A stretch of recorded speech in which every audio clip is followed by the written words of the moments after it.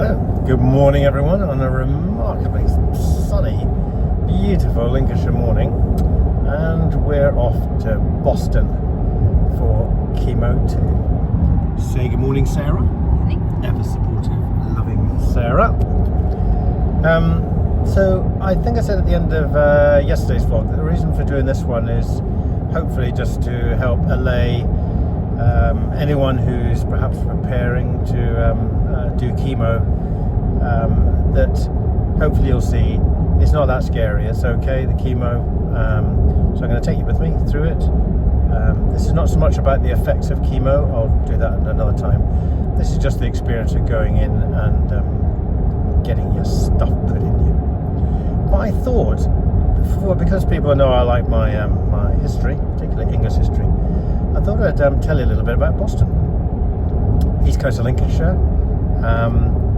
It only really got established in the sort of 11th, 12th, 13th century. It's not even named in the Domesday Book. But there was obviously a sea entrance there, and the River Till ran up from Boston towards Lincoln and met up with the River Trent. So if we go back 2,000 years ago, the Romans arrived in sort of AD 60. They quickly discovered the benefit of Lincoln because it's got a lovely 60-metre high limestone ridge. So the Romans got established in Lincoln, and it became a very important place, one of the four main centres for the Romans for the next 400 years. In about AD 120, these clever Romans realised that this River Till could be made into a canal. So they canalised it, and it's now known as the Prostate. And for many years it was then used obviously to bring goods in and export goods out. But the reason for talking about it is that the canal became a bit disused after the Romans left in about 450 AD, and then we had the Danelaw for a while, the Angles, that's where we get Anglo and Saxon. Then the Vikings came in the 7th, 8th, 9th.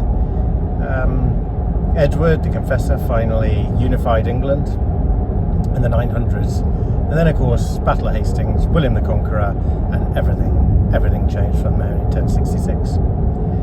So when he was establishing himself in England, he looked at these big important towns, and he built cathedrals, lots of them. And Lincoln Cathedral, obviously a beautiful place and very famous, one of the nicest Gothic cathedrals, certainly in this country, but some would say in the world. So if you get the chance to visit, go to Lincoln Cathedral. As an aside, I'm training amongst this to become a tour guide at Lincoln Cathedral, so I've not finished yet, and things have got a bit delayed. But yeah, do come up and if I'm there, I'll give you a tour. Anyway, the reason for talking about it is that while Lincoln Cathedral was built using locally quarried oolitic limestone, you will also find, if you go in there, some much darker, almost black looking marble, and it's called Purbeck marble. It's actually limestone, but you can polish it and it goes black. And they shipped this from Belgium and from down south south of Dorset on an island, and they brought it on boats up the Prostate. So when you're in the cathedral, if you have a look at the font, or if you have a look at the pillars, you will see this lovely polished limestone Purbeck marble. So as I said, the Boston got established in the 12th, 13th century, and one last anecdote is that the parish church in Boston is affectionately known as the Stump, but it is the largest parish church in England. So that's my history lesson for the day. Hope you find it at least a little bit interesting. Let's get back to talking about today's chemo trip to Boston. So let's run through a little bit about what happens with this chemo carry-on. So when I had the first one, which was 3 weeks ago, I went in, and you'll see the place. A little bit of a longer procedure where they put your cannula in my hand. They then do a flush with just fluid, I think, for about 10 minutes. They then gave me a steroid. It's called dexamethasone, which apparently helps to dull the impact of being poisoned then for an hour, as they inject me with, for prostate cancer, is called docetaxel. So they did that for an hour, and then they flushed me out for another 10 minutes, and Bob's your uncle. Since 3 weeks, I then take 2 tablets, breakfast and lunchtime, called prednisolone.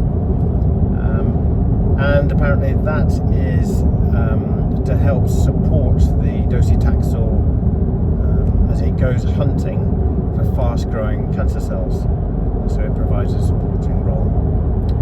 This time a little bit easier. I don't have to have the steroid through my cannula. I've got these tablets of the dexamethasone, which I took 4 last night, 4 about an hour before the chemo, and then I take 4 later on this evening. And I carry on then taking my prednisolone for another 3 weeks. So that's it. So it's a breeze, isn't it? So we'll catch up with you when we get to the hospital. Cheers. So here we are. Sarah, thank you for bringing me to the hospital. We're at Pilgrims Hospital. Big tall building, still a beautiful morning. So, hi everyone. Safely in the chemo suite, on time. First thing to say is that it takes longer than you think actually just to do all the pre-checks. So I would suggest it might be an hour when you come in and before actually you get to the serious bit. So that was all fine. Nurses are marvellous, and they do cannulas every day. So if there's anyone good at putting these things in, they are. So safely in on my hand, easy peasy. And then you can see the machine. This back up at the top of the docetaxel. They give you a saline flush beforehand, but that's just to fill the line up and prepare the vein for the docetaxel. And then now I've got an hour of the chemo, and then at the end of it they'll do another saline flush to make sure all of the docetaxels got into your system. So I'll catch up with you later at the end. See you guys. Great, so all over, all finished, as I said, and we're now after a lovely lunch. Thank you very much, Sarah. We're heading off home. So I'll just give a little recap in a second of some of the stuff that I talked about earlier. So, what would be my takeaways from today and my de-scaring the chemo experience? So these would be, the first one is make sure you hydrate really well. Ideally probably start 6 hours before, just to make sure your veins on your hands are well up and not flat, so it's easy to get the cannula in. Assume an hour or so for them to do all the sort of pre-checks and prep for you. Remember, the nurses are amazing and they do cannulas all day, every day. The needle's really small, so I can assure you it'll be okay.